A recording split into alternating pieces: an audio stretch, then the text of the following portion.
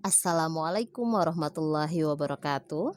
Baiklah anak-anak, apa kabar semuanya di rumah? Semoga kalian dalam keadaan sehat walafiat ya, dan tetap semangat dalam belajar. Pada materi yang kedua ini, Ibu akan menyampaikan pada kalian yaitu belajar di sekolah yang baru. Kalian sudah masuk SMP sekarang ya, dan bergabung dengan sekolah kami SMP Darussalam. Selamat ya semuanya keterima di sekolah kami. Terima kasih banyak. Oke, materi yang kedua yang Ibu sampaikan adalah kita bahas satu persatu, yaitu diantaranya cara belajar di sekolah yang baru. Tentunya kalian lagi senangnya mendapat sekolah baru ya sekarang ya. Yang pertama yang kita bahas adalah pengertian dari belajar. Cara belajar, cara-cara belajar di sekolah, kemudian faktor-faktor yang mempengaruhi kamu untuk semangat belajar itu apa. Oke. Yang selanjutnya, nah, apa? Wah, belajar kembali ke sekolah. Apa? Kalian gak senang kalau sekolah normal lagi? Kalau ibu sih sangat kangen belajar sama-sama kalian di rumah semuanya ya. Ya, ibu sangat kangen ketemu kalian semuanya. Kita bergabung, kita berdiskusi, kita bercanda ya kan di sekolah, punya teman banyak. Sangat kangen, sangat merindukan. Nah, kalian tentunya di rumah supaya kita cepat masuk sekolah, kalian harus tetap sehat dan kita tetap jaga kesehatan kalian dan jaga prokes kalian ya, supaya kita cepat ketemu di sekolah. Oke, yang selanjutnya adalah pengertian belajar. Nah, materi yang selanjutnya Ibu bahas di sini tentang apa sih itu belajar? Belajar adalah suatu kegiatan yang ditandai dengan adanya perubahan sikap pada seseorang dari yang tidak bisa menjadi bisa, dari tidak mengerti menjadi ngerti, dari yang tidak terampil menjadi terampil. Sikap. Nah, perubahan sikap kalian. Misalkan yang tidak mengerti, kalian sekarang udah ngerti. Kalian nggak paham dengan eh, kalian 2 kali 2 itu berapa, sekarang sudah mengerti. Nah, itulah perubahan sikap kalian. Kalian tidak bisa yang tadinya harus sekolah diantar oleh orang tua, sekarang tidak bisa, harus berangkat sendiri. Nah, itu namanya sifat kalian. Oke.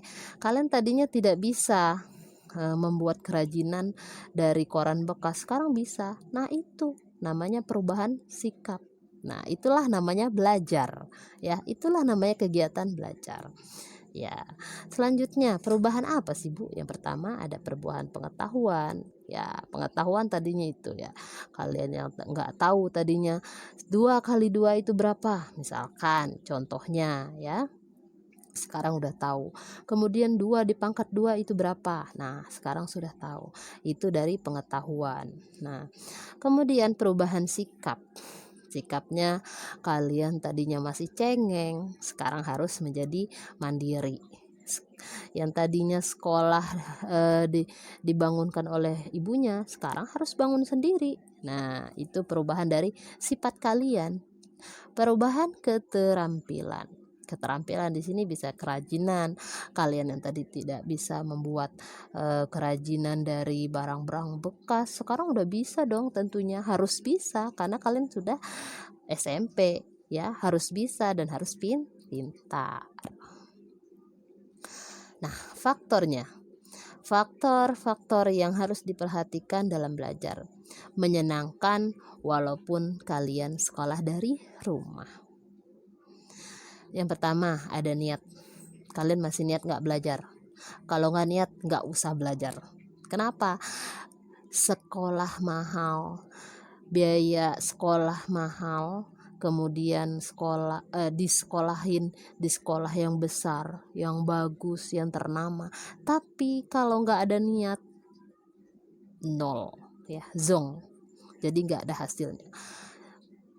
Walaupun sekolahnya jelek, kurang bagus, tapi kalau udah ada niatnya kalian pasti bisa.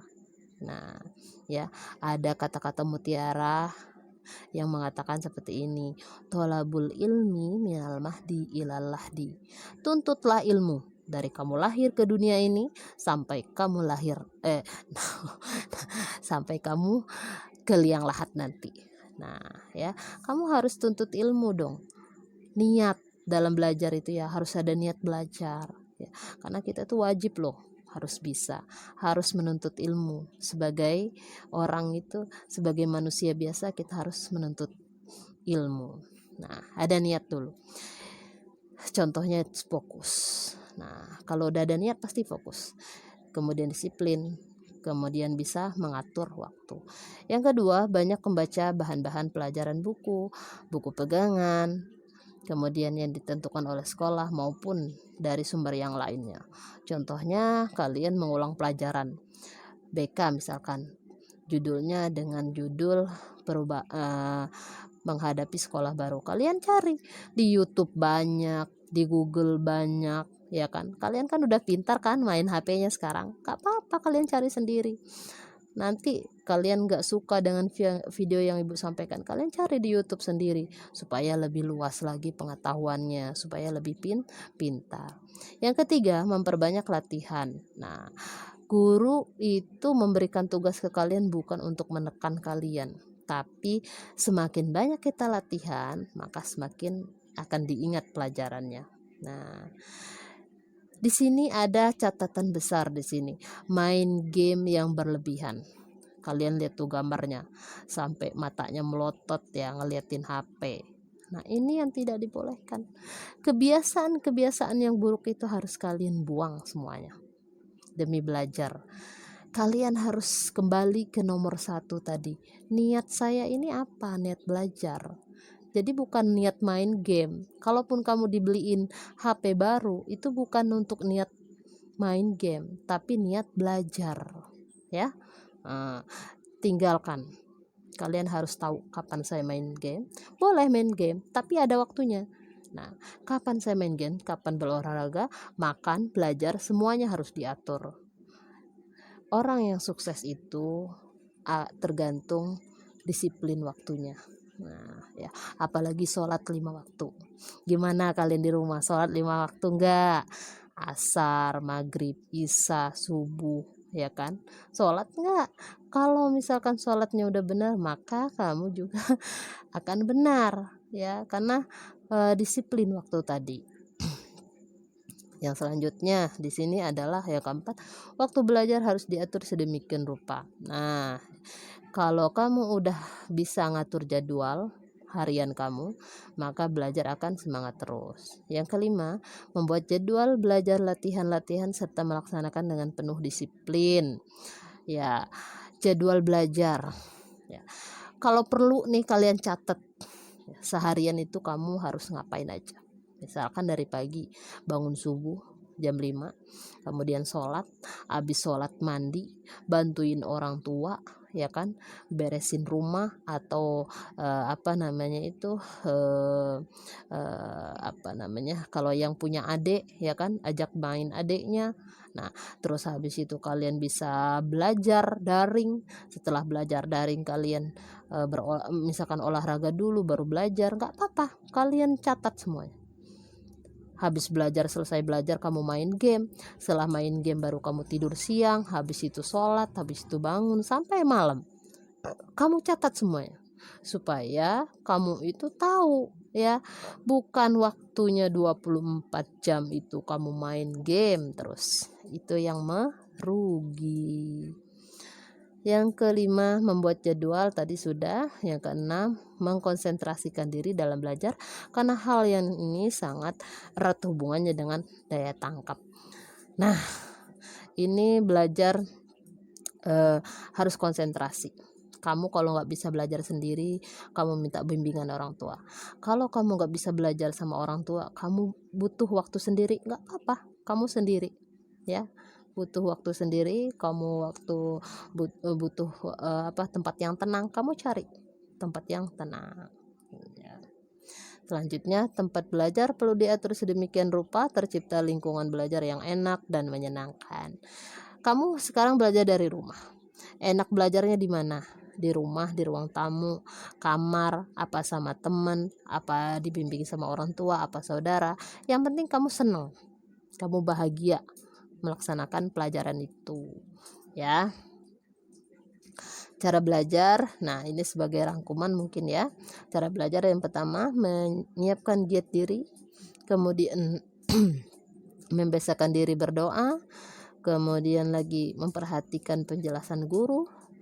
Ini belajar di sekolah ya anak-anak ya, berbeda dengan di daring. Kalau mungkin kamu di daring, kamu siapin buku tulis yang perlu dicatat dari video, kamu catat. Adapun tugas yang disampaikan guru, kerjain. Nah, materi yang disampaikan guru lewat video itu akan nanti muncul di ujian. Nah, kalau kita nggak punya catatan atau videonya hilang atau HP-nya rusak, gimana dong belajarnya? Yang rugi siapa? Kamu yang rugi, ya kan? Oke, yang selanjutnya yang keempat, bertanya. Kalau kamu nggak tahu, kamu nggak paham, silahkan bertanya. Yang kelima, mencatat hal yang penting. Yang keenam, membuat rangkuman. Yang ketujuh, mau berdiskusi dengan teman-teman kamu. Kalau ini terjadi di